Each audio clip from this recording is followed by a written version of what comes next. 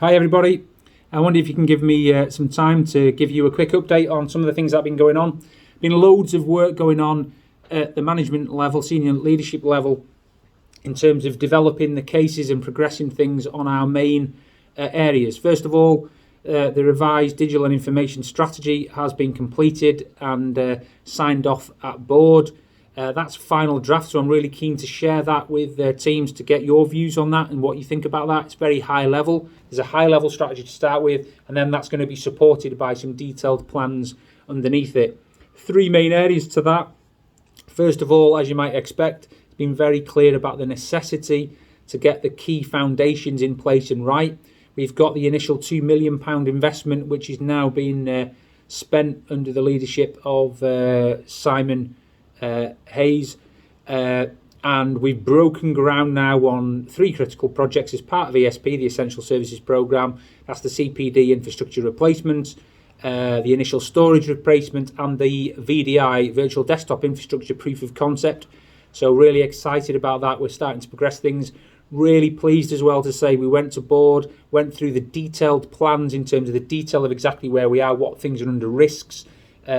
There was some shock in terms of the amount of back-end infrastructure that we've got, which is unsupported and been unsupported for some period of time, and some of the risks that we're running at.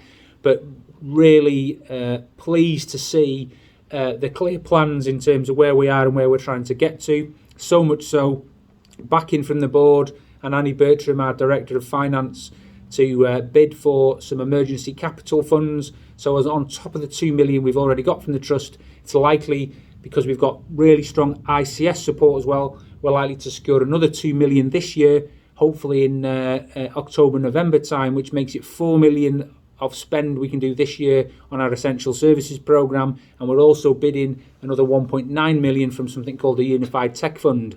So really hopeful to try and secure some of that money to make the necessary progress we need to make on the Essential Services Programme. And thanks very much for all the work that everyone's doing in that regard. Also, so in terms of getting the foundations right, the board has signed up to that. The other thing that they signed up to is our electronic patient record strategic outline case and strategy. That is articulating our future direction and plans for our EPR. We are talking about divesting of CPD from some specialties, buying best of breed applications and integrating them in. But there are also other options that we're looking at, in particular how we might move to more open platform architectures, so architectures that separate the data from the application and the user interface. Not as straightforward as NHSX might be thinking that, but nevertheless that's some work that Kev and the team are working on now. Kev's going to be doing some, Kev Beatson is going to be doing some presentations on that and what it means and the direction of travel soon, some drop-in sessions so everyone's clear about that.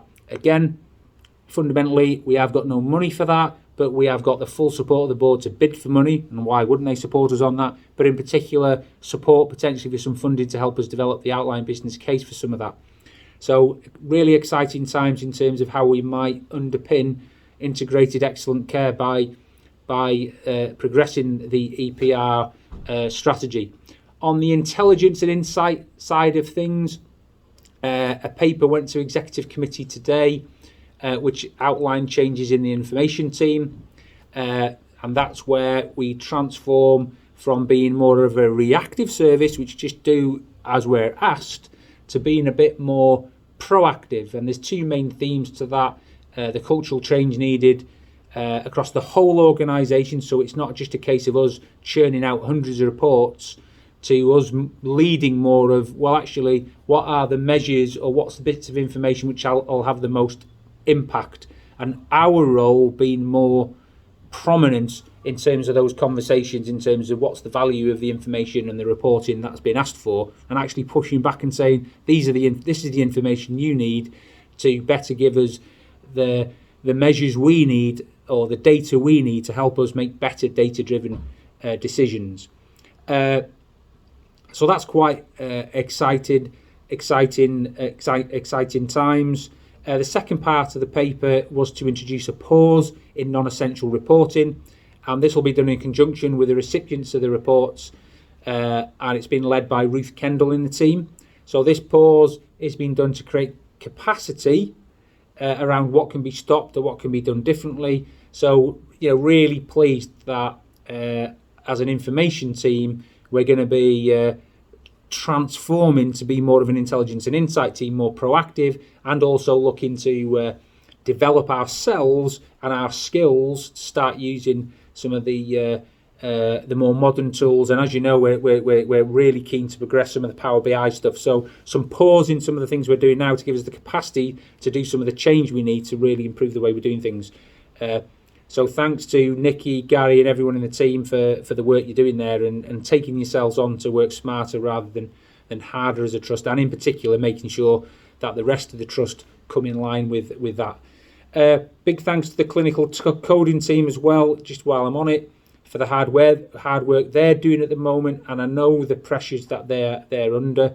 It's really been recognised at board level, and Faye is working really hard at ways in which we can look to improve and change the way the team works to make it work better, with due regard to thinking about working from home and things like that. So Faye's doing a lot of work there. What's really evident is the performance of our coders compared to other coders in other places is really high.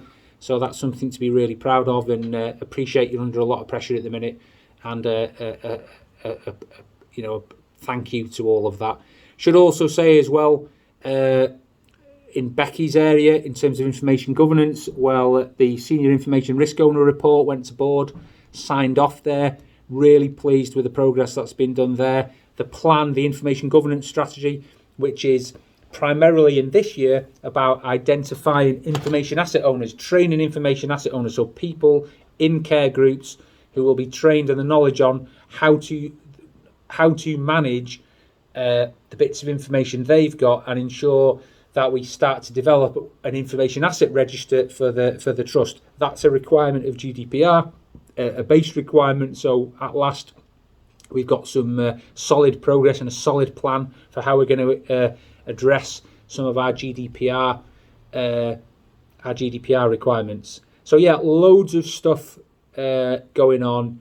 It does take quite a while to draw all these things out and all of that. I'm really keen to basically pull the IT strategy together and get that sent out.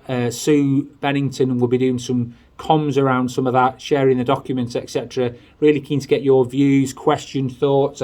Really keen to make sure everyone knows the part they're playing in making the big changes and the big difference. There's a lot of support from board. Board are really appreciative about the changes that we're making.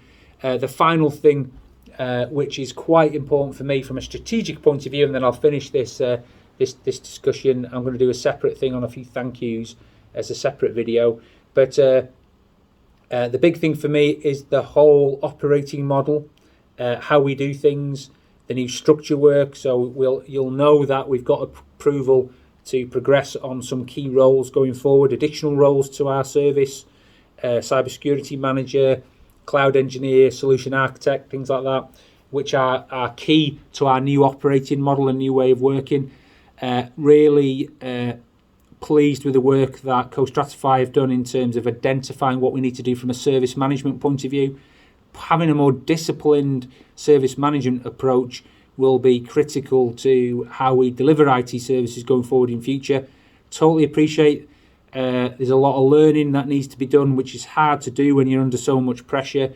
Totally appreciate the effort of folk on the service desk in particular, still dealing, especially in the holiday period, with high numbers of call and dealing with those things. And we get some curveballers like the BT situation recently with AOVPN, which was an absolute pain, I guess. So appreciate what everyone's doing there, but just to recognise the fact that we are going to be implementing a more formal service management approach and bringing in some of those good standards and disciplines, raising our level in terms of service management maturity.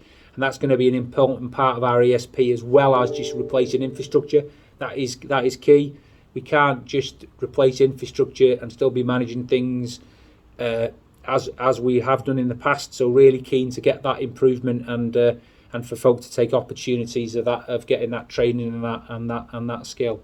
So a bit of a garbled rush job there to some degree, but I hope that gives an overview of where we are with our strategies, etc.